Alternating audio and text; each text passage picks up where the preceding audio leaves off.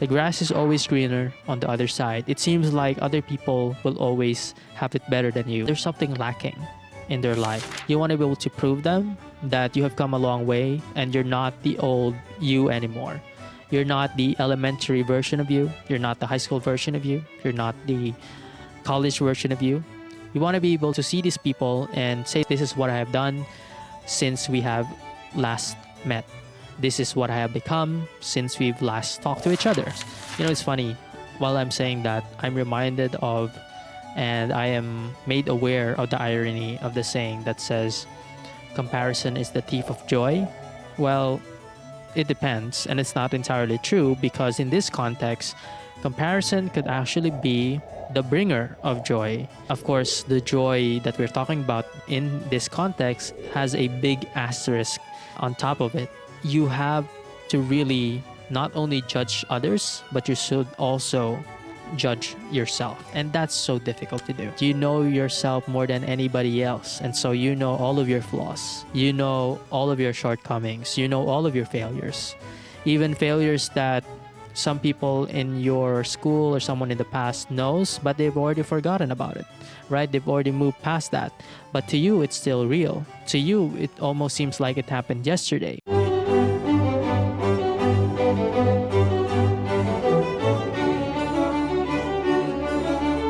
Hello, everybody, and welcome to episode number 29 of the Clarity Project podcast. I'm your host, Carl Umali. Now, I know what you're thinking. If you just watched episode number 28, you're probably thinking, did Carl just change his clothes and immediately shot another episode? I don't know. Maybe. But basically, we're going to continue from where we left off from episode number 28. And I'm still going to read some things on episode number 29 for this. And this is from December 1, 2023. And we're going to use, of course, our notebook for that, where we have all of our notes. So, again, this is from December 1, 2023. And it goes out like this. The pursuit of your best self or your best version.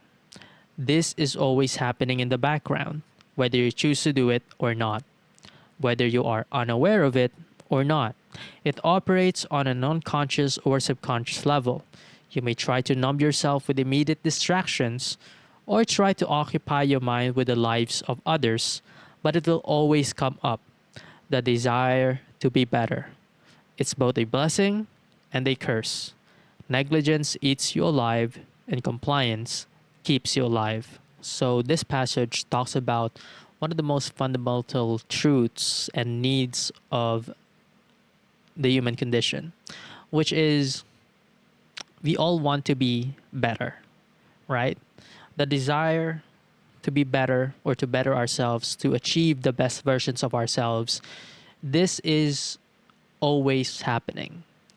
And it's always in the background, whether we are aware of it or not, whether we are conscious of it or not. It's always there. And this is true even for people who says that they don't want to achieve anything in life. This is true even for people who says that they're content with what they already have, because this thing is something that happens on an unconscious or subconscious level. Deep down, there's a part of us that always want to be better. Deep down inside of us, there's always a part of us that always wants to achieve something a little bit better, because we know through the deepest of our hearts, we feel like we could be better. Even though we're already better in terms of our conscious mind, even though we tell ourselves that, even if we tell other people that, there's still a lingering truth inside of our hearts that we all want to get somewhere better. It reminds me of the thing and the notion that the grass is always greener on the other side. Regardless of whether you are in your life, regardless of whatever it is that you have achieved, the grass is always greener on the other side. It seems like other people will always have it better than you. It seems like another job, another career, another school, another friend, another relationship, all of these things have better versions to them. No matter how many awards, no matter how many things you achieve in your life, it almost seems like, yes, there are a lot, but at the same time, I feel like I could do more. And I don't know if that's the kind of person that you are. I don't know if you're hyper competitive, but even if you aren't, these things happen at a level that is not apparent to us, right? It's not always obvious, but it's there. And that's why when people who are not really the competitive type, they're the kind of people that are content with what they already have, sometimes they find themselves that there's something lacking in their life. Sometimes they find in themselves that, there's like an empty feeling, like you should be somewhere, like you should be doing something else.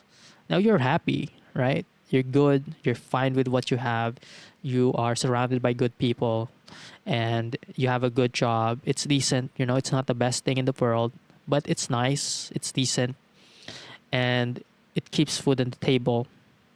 You are surrounded with good friends, you're surrounded by great people, great relationships. But at the same time, there's always a lingering feeling inside of you that just eats you alive. It's something that is whispering to you almost and saying to you that you should be somewhere else. You should be doing this. You should be better.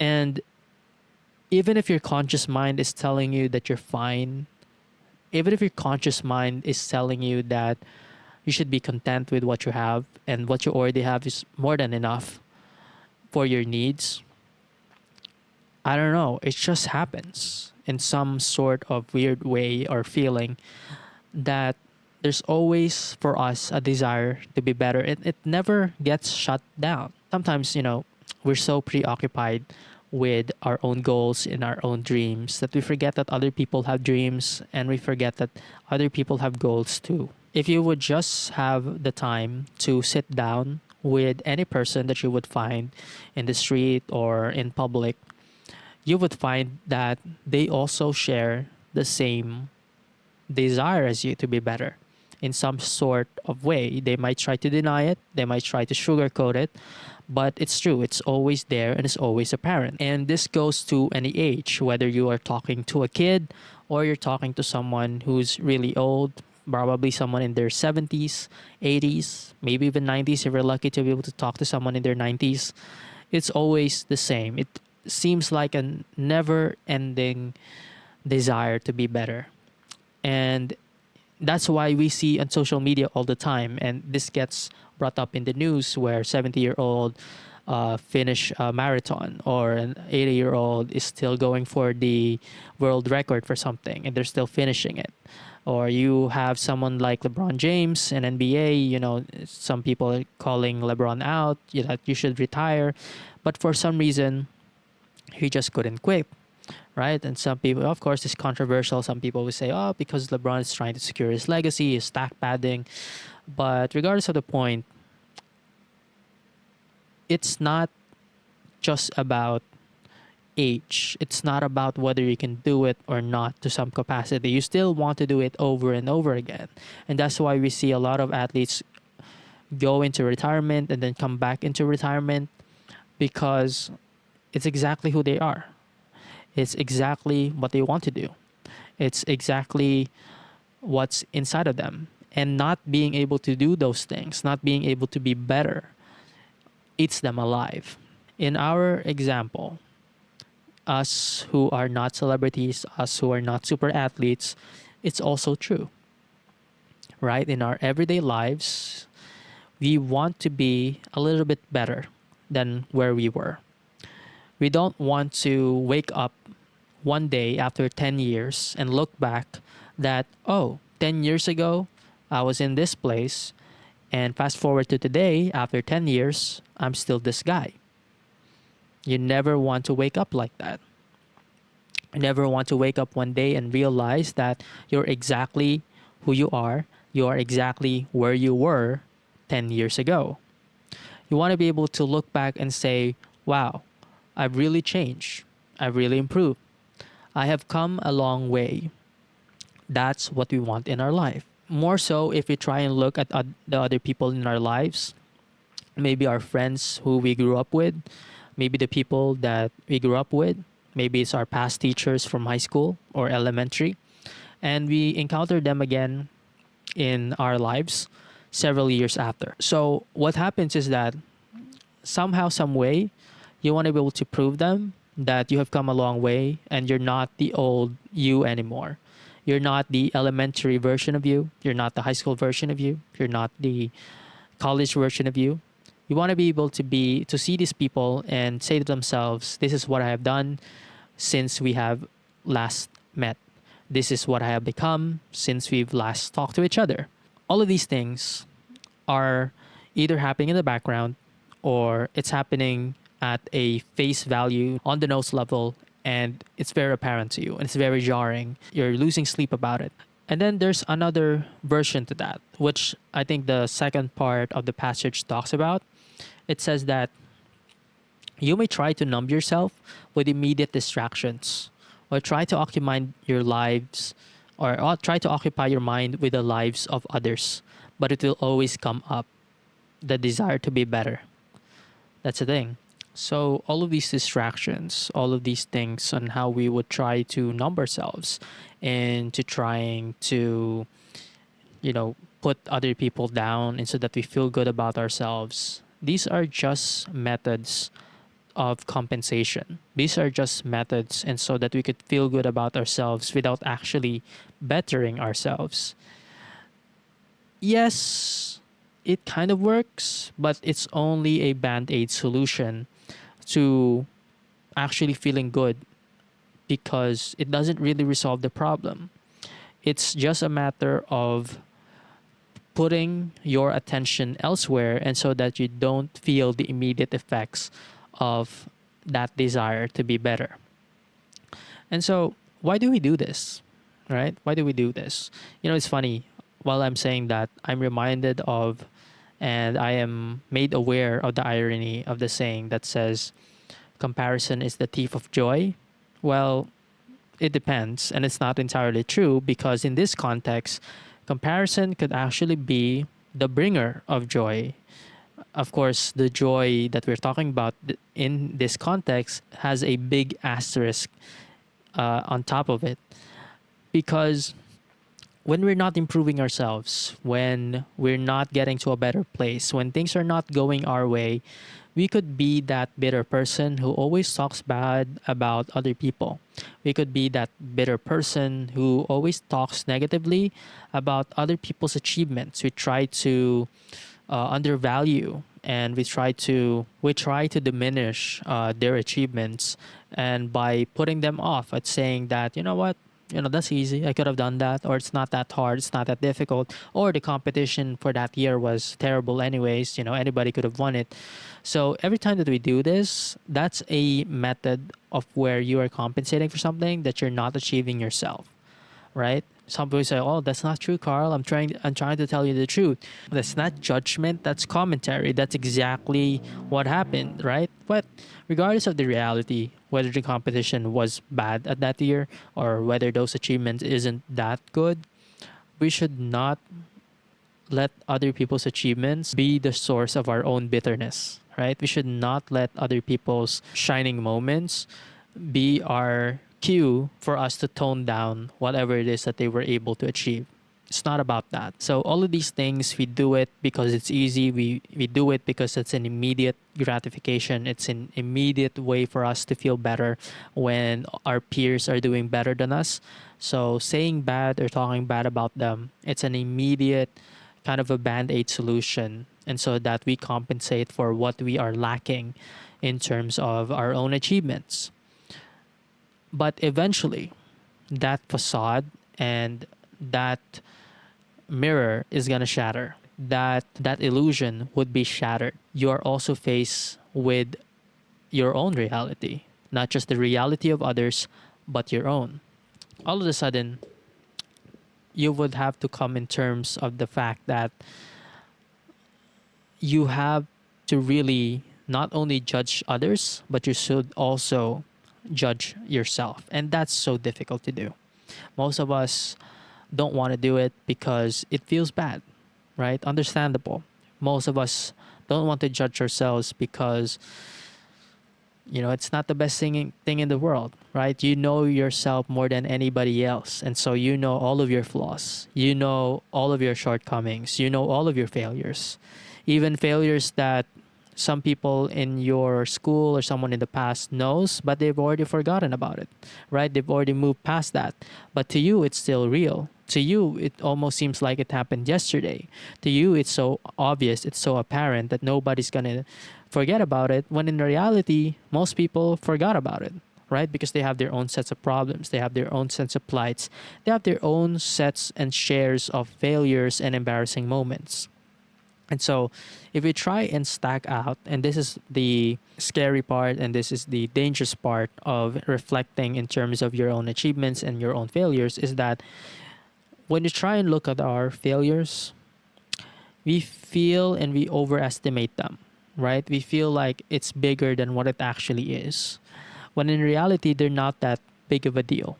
When in reality, based on our situation, based on our circumstance, when it happened, it was forgivable. It was acceptable to some extent. So, the desire to be better is both a blessing and a curse. It's a blessing because it keeps us moving forward. It wants us to keep moving forward. It wants us to be a better versions of ourselves every day. But it's also a curse because it's seemingly an unending cycle. It seems like a hedonic treadmill. Of course, the hedonic treadmill is that if you have a goal and you achieve it and you feel like, oh, if I only achieve this goal, I would be the happiest person in the world. I would not want anything else. And then you achieve that goal and you feel like, oh, wow, this is so amazing. This is so great. And that happens for about a couple of days. Worse if it only happens for a couple of hours. But, it lingers for a while. That's good. It's fine. That dandy. It's what you have been wishing for. It's what you have cared about your entire life. And so you truly want it, right? There's nothing in the world that you want but that. And then slowly it diminishes. Slowly, the allure of it, the grandness of it, the feeling that's attached to it slowly evaporates. And now it's just normal to you. Now you don't seem like that too excited or happy about it. For example, maybe you always wanted to live in a mansion. And so the first few days that you're living in a mansion, you're so stoked about it, you're so happy about it, you're telling all of your friends, you're inviting them over. And then after a while, you kind of got tired of it, right? Maybe it's a new item. Maybe it's the new phone. Maybe it's a new camera. Maybe it's a coveted job that you've always wanted. It's a job position that you've always wanted. Maybe you've always wanted to be a manager. Maybe you've always wanted to work for this company. Maybe it's this grades. Maybe it's this achievement academically. Maybe you want to be highest honor. Maybe you want to graduate with Latin honors. Maybe it's as simple as finishing the semester or finishing your school year or graduating. For some years, that's all that you think about. For many years, it's everything that you would have ever asked for. And then come the day that you finally achieved it, then all of a sudden, there's like a diminished returns every time that you get it. It's not as good as you imagined it, and maybe it is as good as you imagined it, but through time, it diminishes in terms of the attached happiness and the attached excitement to it. It is a curse in that way that is brutally never ending. It's a curse in that way that there's really no way that you can escape it.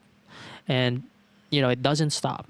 Whether you are a kid, whether you're in elementary, high school, college, early in your work and your tenure, all the way to retirement, it never ends. Even if you go and live up until too old age, it doesn't end. The final two notes here, it says, negligence eats you alive and compliance keeps you alive. So what does that mean?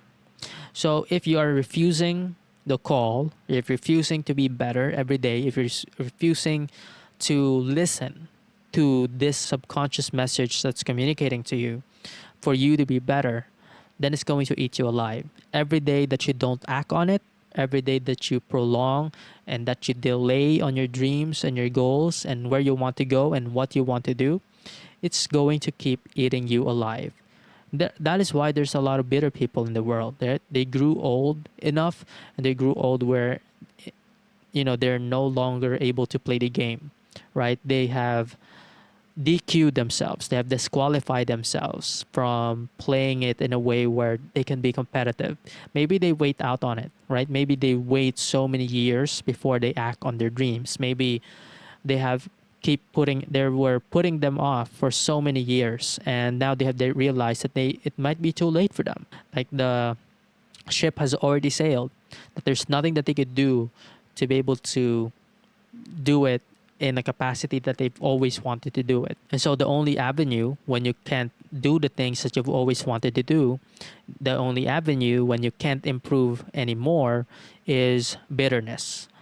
And you talk shit about people, you talk bad about people, and you try to put them down because there's no other avenues. Some people, they go into this cycle of self-destruction, right? They're going to preoccupy themselves in things that's going to numb them, whether that be shallow entertainment, whether that be through some sort of stimulants or alcohol or whatever. All of these things are just for them to escape the reality that is their life. That's what it means when it says here that negligence eats you alive. And then the final thing here, and it says compliance keeps you alive. So as conversely to that is compliance keeps you alive. By doing it, by actually acting on it, it gives you a sense of purpose. It gives you a sense of direction. And even if things are not falling the way that it should fall, at the very least, you will think to yourself that you are in the right direction. You're in the right path. Even if things are not going as planned, even if you're failing at it many times, at least you have that security inside of your heart. You have security within yourself that at least I'm acting on it, right? At least I don't feel guilt that I'm not doing it. At least I don't feel bad or I don't feel empty that I'm not acting on it. So all of these things that we have talked about is really just about the human condition for us to always want to be better, to be a better version of ourselves, and the consequences on acting on it and the consequences on not acting on it. And all of these things are a factor on how we would live a peaceful life. Generally, to live a peaceful life is what we should all aspire to.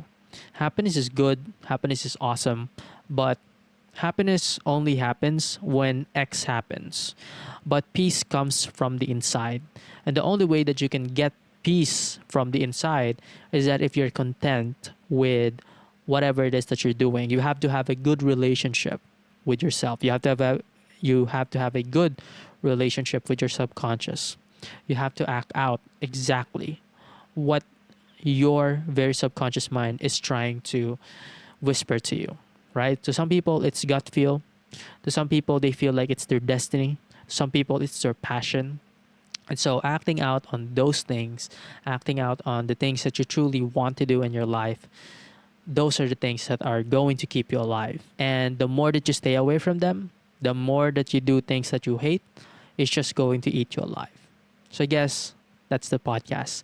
If you watch this as a whole and you watch it in snippets, I'd like to both thank you, and I'll see you again on the next one. Bye-bye. And please subscribe too. Bye-bye.